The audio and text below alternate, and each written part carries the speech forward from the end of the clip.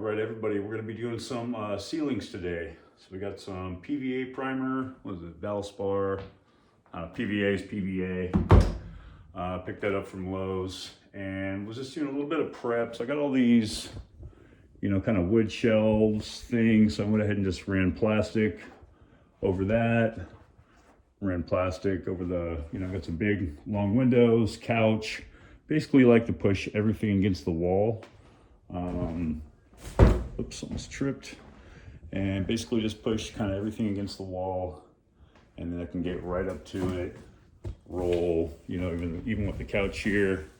And then I'm gonna go ahead and roll first and then just have a little tiny bit to cut in. I'll get right up near the wall with the roller and just get a nice coat of primer, a nice coat of PVA on there today.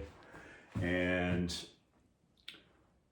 after I'm done rolling, go around with my brush, cut in real quick, take about 10 minutes or so, and then we'll be set. I'll probably just roll this plastic up. If I don't get the ceiling today, this primer you can recoat within 2 hours. It dries really, really fast. I might get the first coat of paint on the ceiling today. If not, get to it tomorrow. I'll just roll the plastic up, tack it in place. Basically, I got this, painter's plastic, 9 feet by 400 feet. So take it, kind of stretch it out the length you want. Once you kind of eyeball the length you want, you just cut it. It basically unfolds.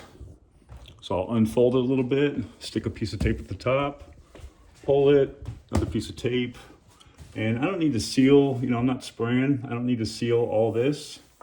The tack tape is good enough. The sprinkles from the roller aren't going to get behind there, aren't going to get on anything. So, and I don't care if it gets on the wall because I'm going to be painting the wall, so it's not a big deal. So it's just a quick, cheap, easy way to get everything masked real quick. And then along the floor, I'm going to be taking a drop cloth along with me. If you want to use more drops, you can lay out, 3, 4, 5 drops, cover the whole floor. So after this room gets rolled out on the ceiling, we're going to go ahead and do the walls. I'm going to do like a green color. I think is going to look nice next to this wood. And yeah, and then after that, we'll be doing other rooms. And then we'll be working on this trim. It's pretty old, needs to be cleaned up. And I'm going to put a clear coat on it. Somebody tried to, probably see, somebody tried to put wood filler or something on there. I don't even know, but you don't do that. You use putty. So we'll be doing clear coat, and then you put the putty in after your clear coat. You don't do it before your clear coat. So anyways, that's a different video. Just kind of getting the house painted up, wrapped up. So stay tuned. All right, so we'll just start off with the basics. 5-gallon bucket, 5-gallon screen, 9-inch roller. You can go bigger roller if you want. 5-in-1 tool to pop a lid. I see all these Bear products and they sell these little, it's got a little hole and a pour spout. I don't know, it seems like more of a pain in the rear to use in just basic 5-in-1. I don't go out and up like that. I bring this part of the tool up in the air. So up, turn, up, up, up, pop it off. I shook these up before I am pouring them, of course. If you've got a brush with you, you can, wipe that up. Let's use my little finger. Don't leave it out. Pop the lid back on. It's empty, but it can still tip over. A little bit can dribble out, get on your floor. Pop the lid back on real quick and then put it, to the side where we're not going to be using it. I'm just going to be using this basic, 4 to 8 foot extension pole. You can go a little shorter one if you want. Might be, if you're not used to using these, might be easier to use a shorter one to make them 2 feet to 4 feet extension pole. This is 4 feet to 8 feet. If you reach higher, I don't need quite that much for this room because, I can go like this, reach the ceiling pretty easy, but It's going to make it a lot easier on your body. Kind of let the tool do the work for you. Yeah, so just, you know, use your tools when you have them. So when I'm rolling, you don't want to dunk this thing all the way in there. Just kind of let it touch the paint, touch the paint, touch the paint, touch the paint, and put a good amount of paint on it. Lay it off a little bit, and now you're ready to go. So every time you're about to get rolling, it's always a good idea just to give a quick scan, look around, make sure everything's covered, the floor's covered, and the area that you're gonna roll, the plastic's covered, make sure no tape's falling loose and all that. Just a quick scan and start going. Dip your roller, you know, when you move to a new spot, quick scan again. So anyways, we're just gonna start in the corner. We're a little bit out from the corner because our roller's loaded up. Starts rolling, and then you can kind of go. Now when I get to these edges, I get right up to it, go that way. And then we can roll some more.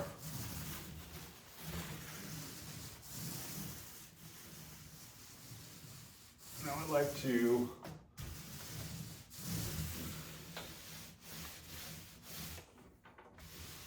cutting it. I could pull this down, even take this can light out a little bit, but it's not that big of a deal. It'd probably be easier if you took it down, got it out of your way.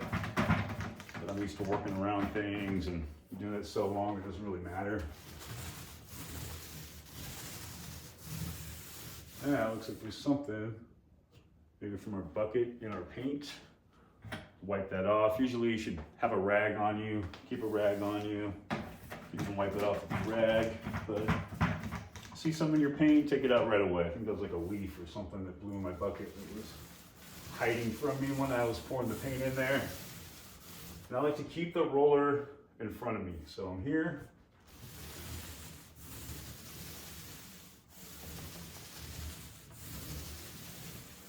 This is the primer coat. I'm going to be using flat paint, so this is going to be really, really easy sealing to roll. Otherwise, I'd be rolling a totally different way, a little bit faster, because I really want to keep more of a wet edge. With this primer, it's not really going to matter that much.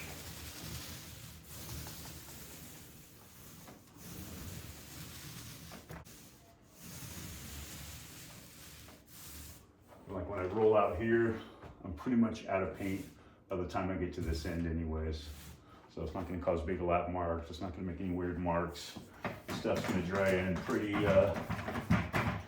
well. And actually I'm noticing on this PVA, this stuff is not sprinkling. I've used that stuff before, especially in like new construction. You're spraying ceiling, someone's back rolling, and you're just getting showered and just covered with splatter and paint.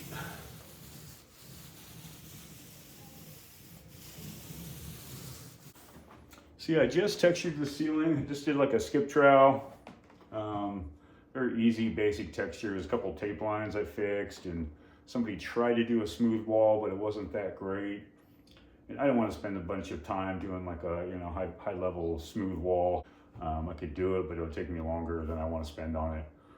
So I just did a nice fixed tape lines, and I just did a nice skip trowel on there, and it's not totally perfect, but I'll give it a B. If I was giving it a grade, I'd give it a B. Around a B plus maybe. And yeah, so this would be a nice, easy finish to kind of hide the imperfections of the attempted, smooth wall look that somebody was going for. And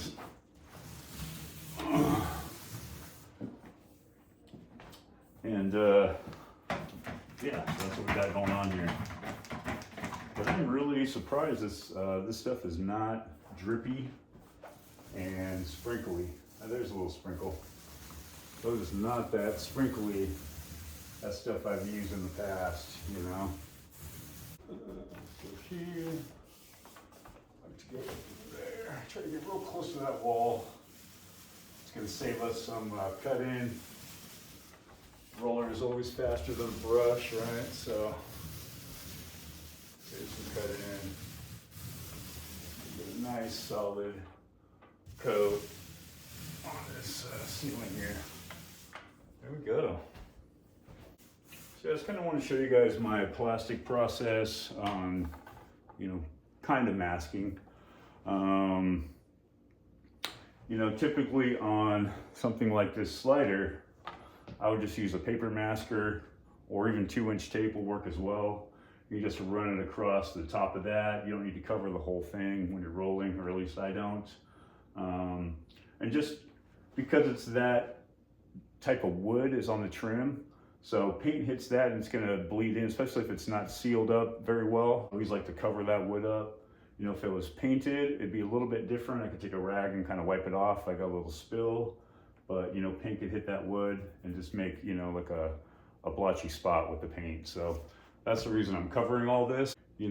Different style homes call for different style masking and prepping and all that. So any kind of wood like this, you always want to cover just to make sure no paint, gets into the wood and kind of bleeds into it. I just kind of wanted to show my masking technique for this style trim, and show you an easy way I like to do it when I do ceilings. A lot of people put everything in the middle.